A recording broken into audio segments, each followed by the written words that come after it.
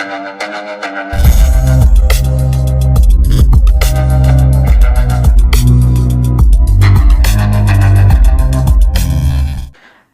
Dear മക്കളെ, welcome to pirates learning academy. Is me Ananthu.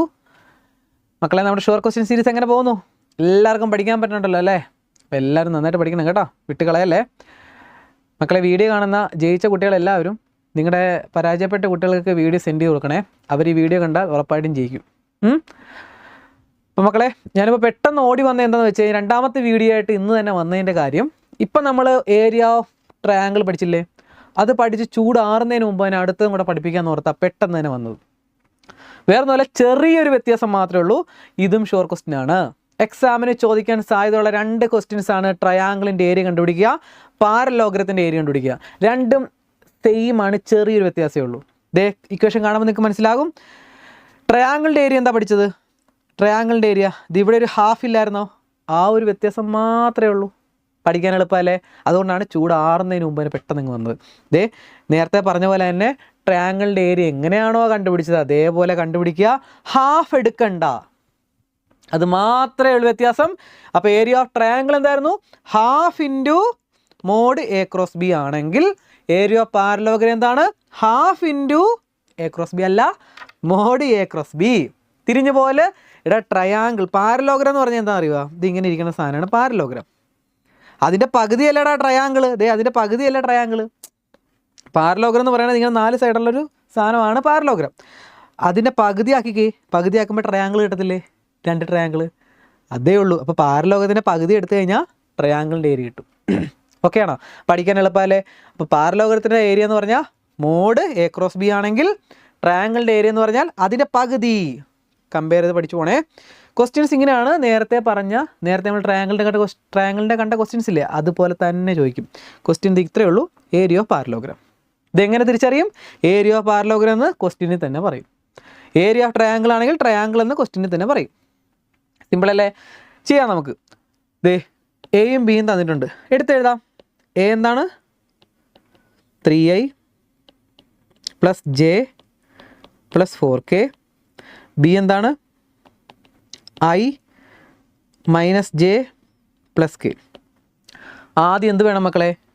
നമുക്ക് A cross B കണ്ടുപിടിച്ചിട്ട് വേണം മോഡുലസ് എടുക്കാൻ. അപ്പോൾ എ ക്രോസ് ബി കണ്ടുപിടിക്കാം. എ ക്രോസ് ബി എന്ന് പറഞ്ഞാൽ എന്താണ്? ക്രോസ് എടുക്കാൻ പറഞ്ഞാൽ നമ്മുടെ ഡിറ്റർമിനൻറ്റ്. അപ്പം i j k എന്നിട്ട് എഴുതുക. ഐയുടെ താഴെ എയുടെ ഐ ഏതാണ്? ഇതിനകത്തുള്ള നമ്പേഴ്സ് ഏതൊക്കെയാണ്? അതിന് ഇവിടെ മുകളിൽ എഴുതാവേ. 3, ജെയുടെ കൂടെ 1, ഇവിടെ 4. ഇവിടെ എന്ന് പറഞ്ഞാൽ 1 - 1 1. അതങ്ങ് എഴുതിയാൽ പോരെ. അപ്പോൾ ഇവിടെ 3 1 4, മറ്റേവിടെ 1 - 1 1. ഡിറ്റർമിനൻ്റ് എടുക്കും മക്കളെ. വീഡിയോ പോസാക്കി വെച്ചിട്ട് ഡിറ്റർമിനൻ്റ് എടുത്ത് നോക്കിയേ. എന്നിട്ട് ശരിയാണോ നോക്കാം നമുക്ക്. i ഇൻറ്റു i ഒഴിവാക്കിയിട്ട് i ഉൾപ്പെടുന്ന റോയും കൂടെ ഒഴിവാക്കുക. 1 4 - 1 1 1 4 -1 1. മൈനസ് ഇട്ടിട്ട് ജെ ഇടുക. ഇതെല്ലാം നേരത്തെ ഇതുപോലെ തന്നെ. ജെ ഉൾപ്പെടുന്ന റോയും കൂടെ ഒഴിവാക്കി. 3 4 1 1 3 4 1 1. പ്ലസ് ഇട്ടിട്ട് അടുത്ത നമ്പർ എഴുതുക. കെ ഉൾപ്പെടുന്ന റോയും കൂടെ ഒഴിവാക്കുക. 3 1 1 - 1 3 1 1 -1. ഇനി നമ്മുടെ കാൽക്കുലേറ്റർ എടുക്ക്, എന്നിട്ട് അടിച്ചു കൊടുക്ക്. 1 × 1 - 4 × -1. ഇപ്പോൾ എന്ത് വരും മക്കളെ? 1 + 1 5 - j ഇൻറ്റു, വീണ്ടും റിപ്പീറ്റ് ചെയ്യണ്ടല്ലോ, അറിയാലോ മക്കളെ നിങ്ങൾക്ക്. 3 × 1 - 4 × 1 3 - 4 -1 പ്ലസ് k ഇൻറ്റു 3 × -1 -1 × 1. അപ്പോൾ -3 -1 -4 വരും. അല്ലേടാ മക്കളെ, കറക്റ്റ് അല്ലേ? 5 -1 -3 -4. അപ്പോൾ ഇത് 5i എന്ന് കിട്ടും. ഇവിടുത്തെ മൈനസ് ഇവിടെ എന്താകും? പ്ലസ് ആകും. ഓർത്തോണം. പ്ലസ് ജെ അല്ലെങ്കിൽ 1j എങ്ങനെ വേണം എഴുതാവേ. മൈനസ് ഇവിടുത്തെ മൈനസും ഇവിടുത്തെ പ്ലസും കൂടെ ചേരുമ്പോൾ മൈനസ് എന്നാകും. -4k. ഇനി പ്ലസ് ഇട്ടിട്ട് -4k എന്ന് എഴുതിയാലും പ്രശ്നമൊന്നുമില്ല കേട്ടോ. വേണമെങ്കിൽ ഇവിടെ പ്ലസ് ഇട്ടിട്ട് വേണമെങ്കിൽ -4k എന്ന് എഴുതിക്കോ, പ്രശ്നമൊന്നുമില്ല. അപ്പോൾ ഇതാണ് നമ്മുടെ എ ക്രോസ് ബി. ഇനി നമ്മുടെ മോഡുലസ് എ ക്രോസ് ബി കണ്ടുപിടിച്ചാൽ പോരെ. മോഡ് എ ക്രോസ് ബി എന്ന് പറഞ്ഞാൽ എന്താടാ? റൂട്ട് ഇട്ടിട്ട് ഇവിടുത്തെ നമ്പേഴ്സ് എല്ലാം ഇട്ട് കൊടുക്ക്. ഇവിടുത്തെ നമ്പർ ഏതാണ്ട് 5. 5ൻ്റെ സ്ക്വയർ എത്ര വരും? 25. പ്ലസ് ഇടുക. ഇവിടുത്തെ നമ്പർ ഏതാണ്? ജെയുടെ കൂടെയുള്ള നമ്പർ 1. 1ൻ്റെ സ്ക്വയർ എത്രയാണ്? 1ൻ്റെ സ്ക്വയർ 1 തന്നെ. പ്ലസ് ഇടുക. ഇവിടുത്തെ നമ്പർ എത്രയാണ്? -4. -4ൻ്റെ സ്ക്വയർ എത്ര തന്നെ വരും? പോസിറ്റീവ് 16. അപ്പോൾ 25ഉം 1ഉം 26, 36, 41. റൂട്ട് 41 വരത്തില്ലേ? അല്ലേടാ? 25, 26, 42 വരും അല്ലേ? 25ഉം 10, 35, 41, 42. റൂട്ട് 42 കിട്ടത്തില്ലേ? ഇനി നമ്മുടെ ഇക്വേഷൻ എഴുതാം. Area of parallelogram. Area of parallelogram നമുക്കറിയാം എന്താണ്? Mod a cross b. ഇനി എന്താണ് മോഡ് എ ക്രോസ് ബി?